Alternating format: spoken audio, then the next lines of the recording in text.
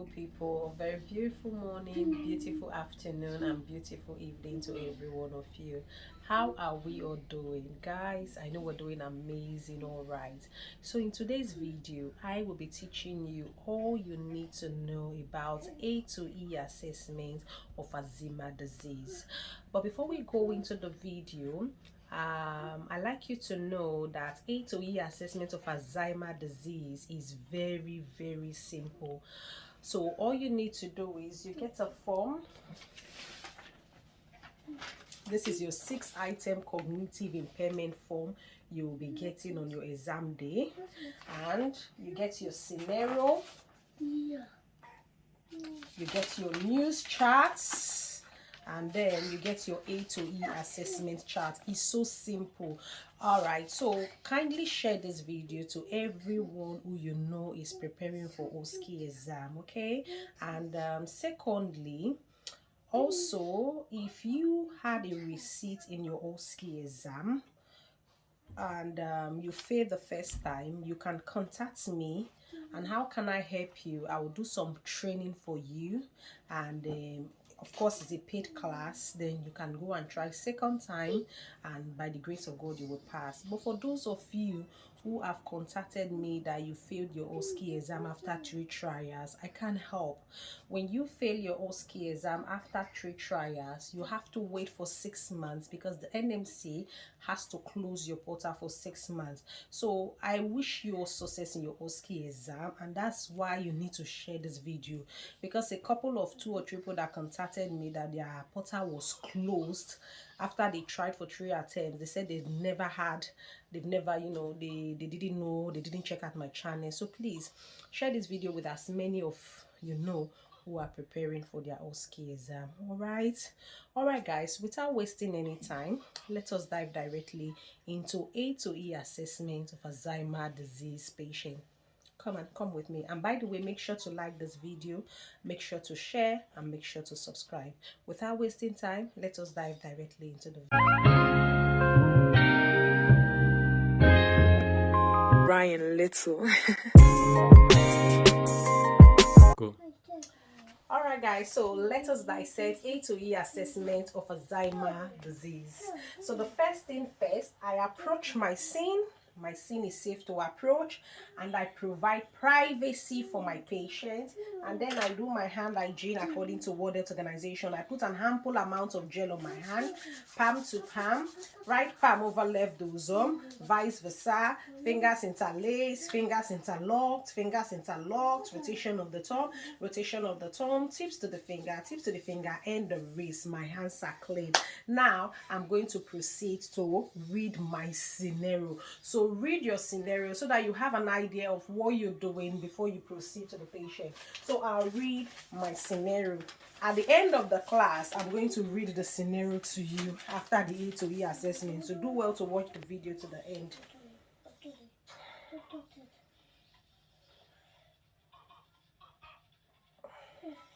All right, so I've read my scenario. Hello. Hi. My name is Violet. I happen to be one of the nurses. I'm a community nurse, and I've been asked to come and assess you in your home. Can I call your full name? Okay, my name is Haley Brooke. Fantastic. And your date of birth? 14th February 1940. Oh, beautiful. Can I also confirm with you that your house address is 2 Normal Road, Dartford? Yes. And the postcode is DA2AAA? Yes, of course. All right. And your GP is Dr. Symes, Westview Cross Surgery? That's also correct. All right, fantastic. Assessor, with the paperwork I have on my hand, I can confirm with you that I have the right patient. So now, guys, you can also ask the patient to confirm their name, date of birth, their address, and their GP name. But while I ask my son the address and the GP name, simply because I feel that it may be too much for him to, take in. So ask them their name, their date of birth, their address, and possibly confirm that you have the right patient. So, Mrs. Haley, can I confirm with you, please? Do you have any allergies at all? Yes, I'm allergic to nuts. Oh, bless you. So what happens if you take nuts? I usually have rashes all over my Oh, body. bless you. Anyways, your GP is aware, and I'll also document that you're allergic to nuts so that nobody gives you anything containing nuts. Okay, so this assessment might take like 15 to 20 minutes. Is there anything around that may disrupt this assessment, or you feel that you're comfortable, no kids in the house, we can proceed? Yes, of course, you can proceed. Oh, bless you. So can you show me where to wash my hands and before we continue? Just go over there. Oh, bless you. Thank you so much. So guys, again, I'll do my hand hygiene again according to World Health Organization. So I'll put an ample amount of gel on my hand, palm to palm, right palm over left dorsum, vice versa. Fingers interlace, fingers interlocked, fingers interlocked, rotation of the thumb, tips to the fingers, and the wrist. So my hands are clean. I'm going to put on my apron.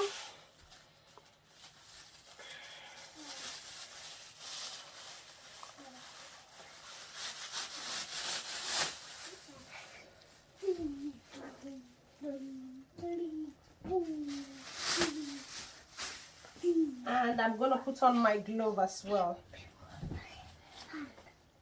Assessor, please can you confirm with me that every of my equipment is clean and ready for use, please? Assessor, can you confirm my equipment is clean and ready for use? Yes, they're ready for use. All right. So, Mrs. Haley, I'm back. Are you happy for us to continue? Yes, of course. All right. So, Mrs. Haley, can you confirm that somebody has asked you the 6-item cognitive impairment test question? Like they ask you what year it is, and somebody has come to ask you all these questions. Yes, of like course. So guys, confirm with them that somebody has asked them this question, or a member of their team has asked them this question, but you must total it. Failure to total the score here is a fail in OSCE exam. So Mrs. Haley, you've confirmed to me that a member of the medical team has asked you all the 6-item cognitive impairment test question. Is that correct? Yes, that's true. So now I'm just going to total your score if that's okay with you, okay? That's fine, that's fine.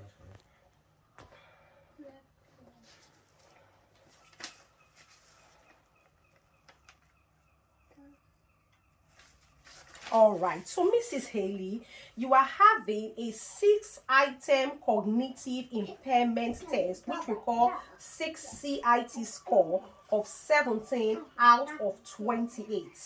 And so that means you are having a significant cognitive impairment. All right? Okay. So the treatment recommendation is we are to refer you to the team that manages this significant cognitive impairment. So I'm going to refer you to the mental health team. I'm going to refer you to the psychiatry team and the logical team. Are you happy for me to do that referral for you? Yes, of course. Mrs. Haley, trust me, it's not a big deal, okay? It's just because you have some memory loss. You forget things easily. So this team are just there to help you, okay? All right. So quickly, I'm going to do a full set of observation on you, all right? Okay. Have you ever had surgery on your left hand? No. Can I see your hand, please? Which do you prefer? I don't mind left or right, okay?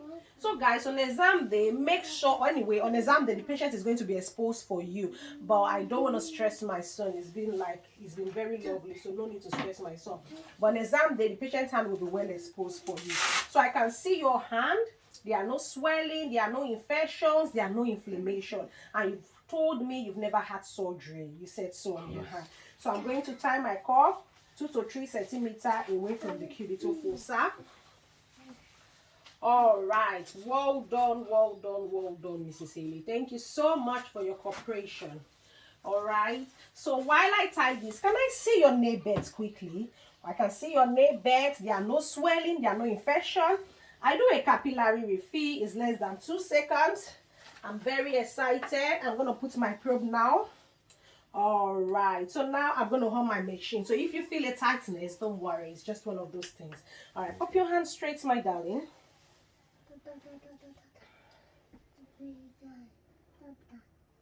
So while that is reading, I'm going to be writing my date and my time on my news charts.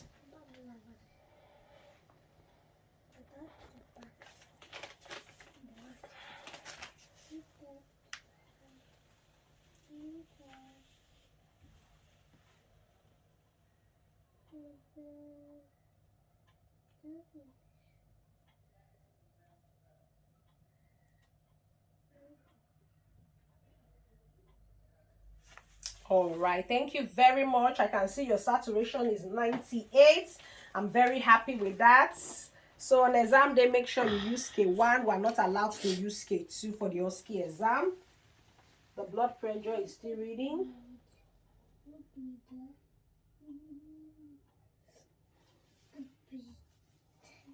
All right, thank you very much, Mrs. Haley. Thank you so much for your cooperation. Your blood pressure is not bad at all. It's just 130/80. I'm just going to chart and be sure I'm charting correctly. All right, so Mrs. Haley, is it okay if I count your pulse for 2 minutes, please? Yeah, that's fine. Guys, I have to advise you, make sure to count that pulse for 2 minutes. The moment you start counting the pulse, the assessor also start checking their time. If you count the pulse and respiration for 1 minute 50 seconds, unfortunately it's going to be a fail. So count your pulse for complete 2 minutes. Okay, all right. So Mrs. Haley, can I have your hand, please, my darling?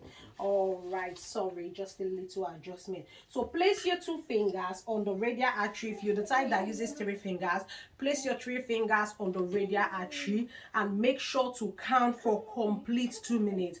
On your exam day, the nurse's breast watch will be provided for you. So please count for complete 2 minutes. So Mrs. Haley, I'm going to use my stopwatch now and I'm going to count. Assessor, my time starts now.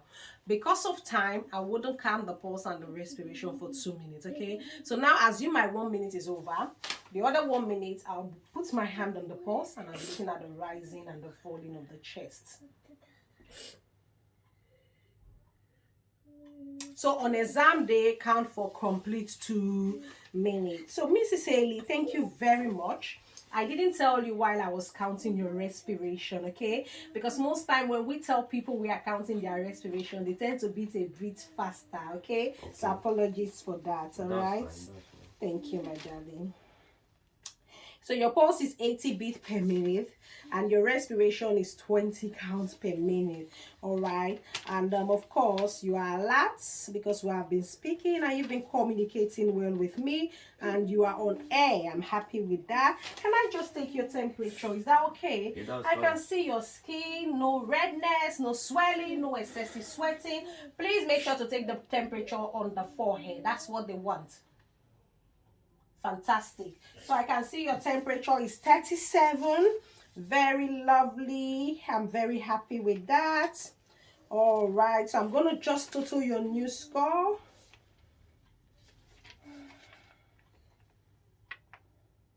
And I'll check for the monitoring frequency.